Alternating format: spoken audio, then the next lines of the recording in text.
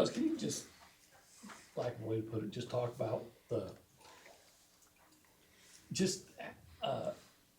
the inside game that y'all developed this year as opposed to, it's been kind of a, if not a weakness, a point of concern at sometimes in the past, and how it's really turned into, looks like an area of strength. I think losing Julius was a big part of that. I think the year that Julius was with us, he was tremendous. And obviously that was not planned, and we did the best we could. I think Wildens gave us his best, but we did lack the ability to score when we lost Julius. The year that Julius was with us, it probably added a dimension that we had not had, in truth. And so I think Solo's injury brought some of this to life. We had not played with both Henry and Gochi for extended minutes. And I do agree. I think it's expanded our paradigm on ways that we can score. And for a team that struggles to score, we're open to all suggestions. But I think it's also given us a presence defensively. I don't know what we are today, but it's for sure the highest percentage of block shots we've ever had. And so sometimes I think it's easy to ascertain I wish somebody, when it wasn't working, just throw it in there. Can you get us a basket? And we do have that in Gochi for sure. But the physicality that is happening at the rim in this league is unlike anything I've seen in my career, even being in this league. Like, it is big human beings playing at a very fast rate, and they're not playing at 10 feet. They're playing at 12 and a half, 13 feet. And so that presence at the rim has been good for us. I think it was those two block shots there in the last 5 minutes. Farrell had one, and then Solo, yeah. Yeah, like it's two different types of block shots, in my opinion. Not in that game, but like when Solo blocks a shot, you can kind of see the gazelle, I'm about to try to get this. And Gochi's is more demonstrative in regards to, you can't get this one here. Obviously, those are most of the time the only two guys that can block a shot for us, but they're different types of shot blockers. One other thing that I would add on that, Olin, is most block shots, and our shots get blocked more than any team in the United States. That I am comfortable in saying. That probably would be high school, junior college, Division III, Division II, and Division I. I think we were 362nd last time I looked. So we practice getting our shot blocked, so that helps our shot blockers. But most shot blocks come from the weak side. And that's where Gochi gets a lot of his. But Solo does a tremendous job ball side blocking that shot. Not just in transition, just in general. Some of those blocks, late clock, late possession that he gets. I think that's block shots is not why, but our non-steal turnover percentage is really high. Some of which because we're forcing teams late in the clock. I know early in your tenure here, we had conversations about if there was a last second shot, who would be the guy, and you're kind of trying to figure that out now. Does it seem like there is an abundance of is it a large toolbox as a coach when you're drawing stuff up with guys that you can trust to have that? Because you've had, 3 different situations like that, Yes. 3 different guys? And one thing that on that point, and I've thought about it because I didn't word it very well post-game because I'm so exhausted, but to that point, hey, do you want Mo to shoot it? Do you want Zoo to shoot it? Do you want to throw it inside? 4 is the easy choice. I think one of the things that we've learned in some of our specials, not just with our guys, but in studying as a staff is who's the passer? Because a lot of those guys can pass too. And some of the guys that you would want to shoot in certain scenarios may need to be the passer. And so I think it's not only some depth of who can make or take the last shot, but who can make the appropriate pass. Because it's never going to be a one decision pass. There's going to be multiple decisions that need to be made. And I thought the draw up was right. Obviously, it looked great when Ford makes it. But even Missouri's defense on that, and they're unpredictable sometimes, that required Andy to, in real time, short clock, make multiple decisions before the pass. And I think Andy's our best passer with size. And I do think not all that he does to impact winning shows up in the stat sheet, but Zurich's pass to Mo, the previous possession was a draw at Oxford that led to Zurich downhill on a made layup.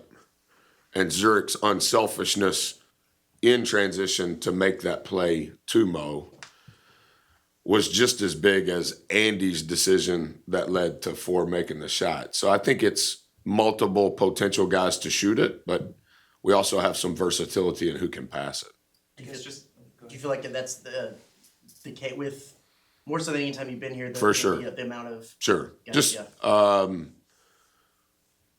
more experience, more versatility within that experience, and more skill. Like you wouldn't necessarily think, hey, are you going to let Andy run the point on the last shot versus the 15th ranked team in the country? Yeah, we're going to let Andy run the point. And some of that is a ploy or a plan or a scheme relative to, well, we can't throw the ball. Ford can't throw the ball into himself and then pass it to himself and shoot it himself, right? Like the whole arena knows Ford is our primary thought process. But how can we, words we use, how can we put a little lipstick on the pig before that happens? Kind of along those lines, we've talked a lot about the 1 and 2 possession games. You had another one Saturday. That makes it 11, doesn't it? Yeah. Most in Power 4. You know, when you're in those situations, when you got the timeout, is your heart rate still up in the tightness of it, or have you become more calm in those situations since you've been through it and have come out on the successful end of it more than you have not? Sure. A lot of layers to that. I think that's the right question in some ways on, like, how do you prepare for that? The first thing is you have to make decisions, particularly in January and February. How much time do you have to practice specials? But there's evidence that suggests we probably need to stay consistent in that. And our guys have received that and stayed attuned to the importance of it.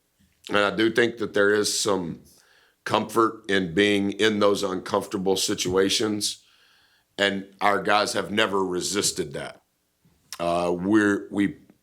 We closed down the first half at South Carolina, and I tell the guys that day that I saw you guys, so it had been one day before, I said, guys, they'll be picked to win the game, and it'll be a 1 or 2 possession game.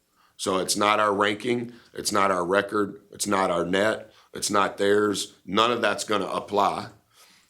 Here's 3 of their last 4 games. They lost to Florida, 1 possession. They lost to Auburn, 1 possession. They lost to Mississippi State in overtime, 2 possessions. And the last time we were in this position was this time last year, this week last year.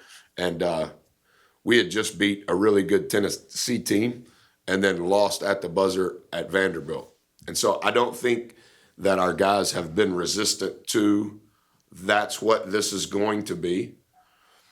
And then giving time to it in our preparation for specials. So we had a lot of those in non-conference. So I think that helped. I think 10 of our first 15 games were decided by 1 or 2 possessions if you take out the 5 guarantee games. So of our first 20 games, take the 5 bye games out, 10 out of 15 were decided by 1 or 2 possessions. Well, how many games do we have left? 11. Well, we should plan on 6 of them being the exact same thing. And thus far in February, both of them have been 2 possession games, you know? How big of a lift was it for you guys to have Solo back? Yeah, I think it's huge. And I didn't think he played very good. I think he's similar to Andy in regards to, if you look at his numbers, you're like, he's all right.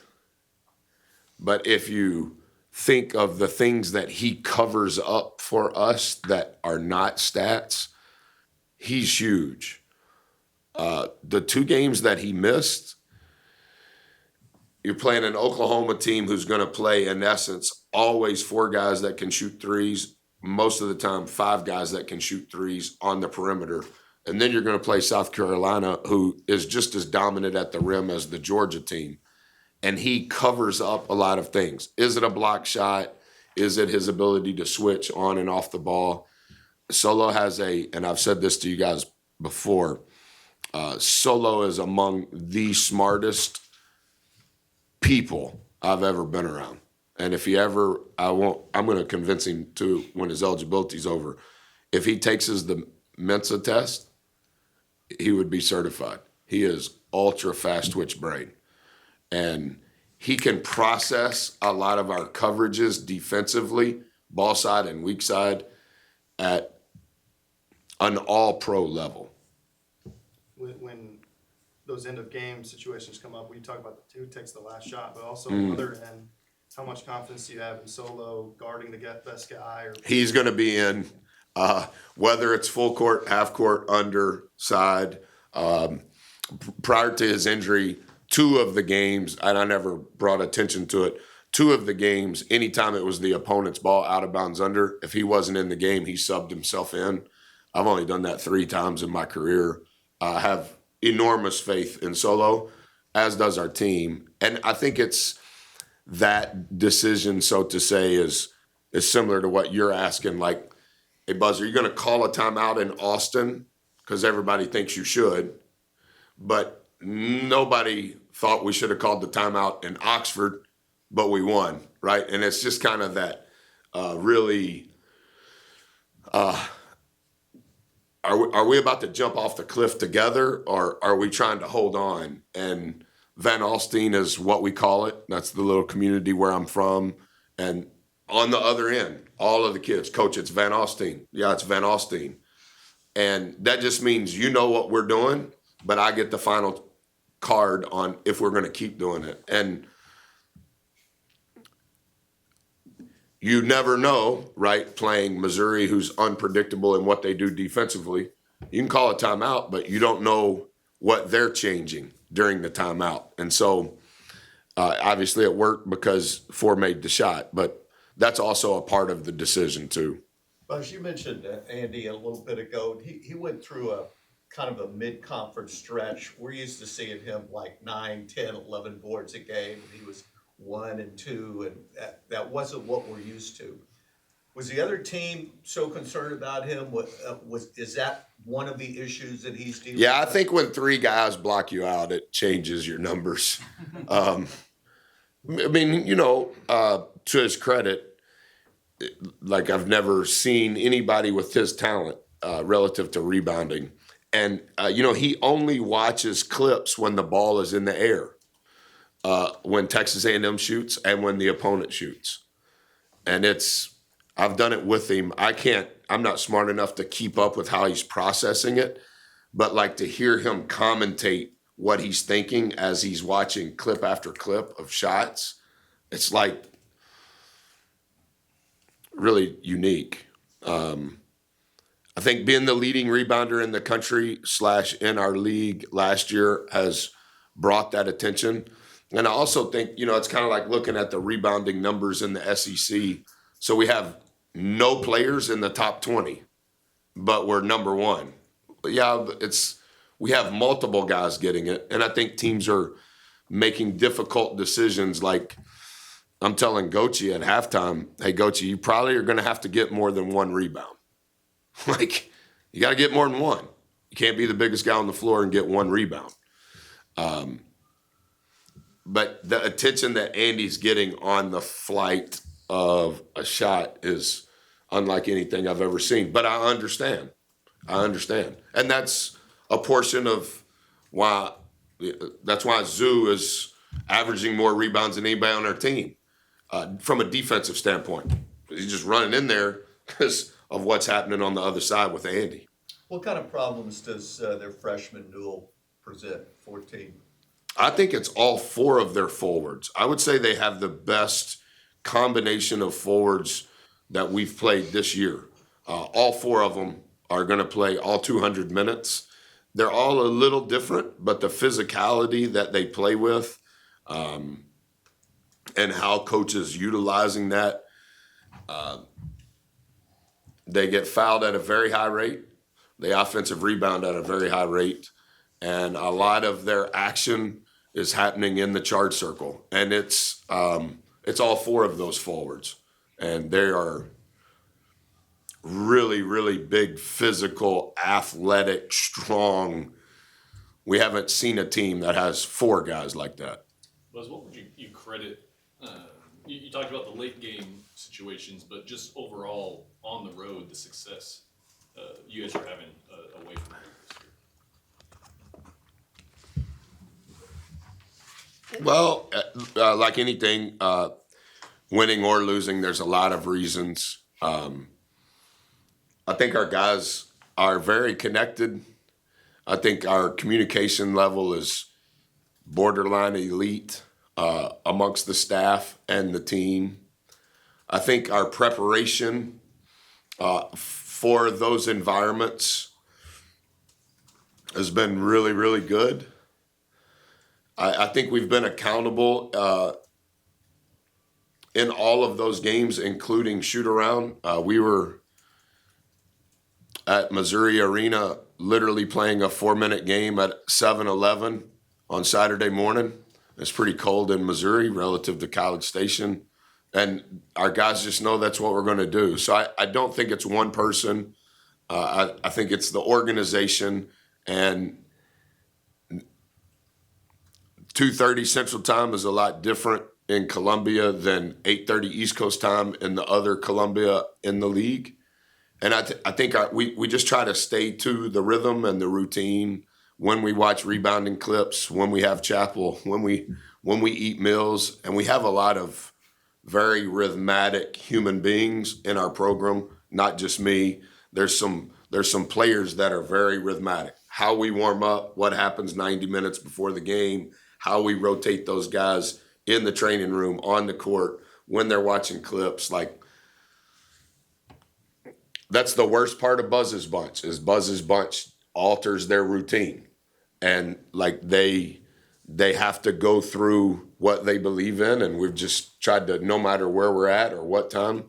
I think Saturday we play at 11. It's our early start. That's all right. We're not changing our routine because TV says we're playing on this channel or at this time. I think some of that, it's being prepared, not being paranoid. And I think our guys gain confidence from their preparation. Speaking of that, Coach, whether you look at it a season long or in game, you guys have really rose to the occasion in a lot of ebbs and flows situations. Is there anything you see from you guys that you saw intangibly or you knew coming into the year, like, wow, this makeup is a team that can kind of weather these storms? Yeah, I want to be humble in how I answer that. You can never discount their talent. You can never discount the skill of our coaching staff. But personally, I think we're here today exclusively because of everything that's not in the game notes. That's my opinion. And I say that with humility. I think the trust, I think the relationships built on trust, I think the genuine love that is happening, manager to player to good player to bad player to redshirt player to video coordinator. There's a lot of intangibles that bind us in a way that is it at home? Is it on the road? Is it a good team? Are we supposed to win? A lot of the things that are probably swirling around, we've become oblivious to. Some of that that's required. Some of that is what has transpired to get us to that point. But I do think that they're unflappable. And I think that is completely an intangible. I don't think it's a draw up. I don't think it's a timeout, or can you make a free throw, or I personally don't think that's what it is. But that could be a shallow view, and I understand all of this stuff is very important, but I think this is historical, personally, in what's happening. But I know that sounds like I'm tooting our own horn, and I'm trying to do everything I can not to make it about that. Do you feel like it's been forever since you guys have played at home? I have some thoughts on our scheduling, on the rotation of the scheduling, our schedule versus others, but we are glad to be at home.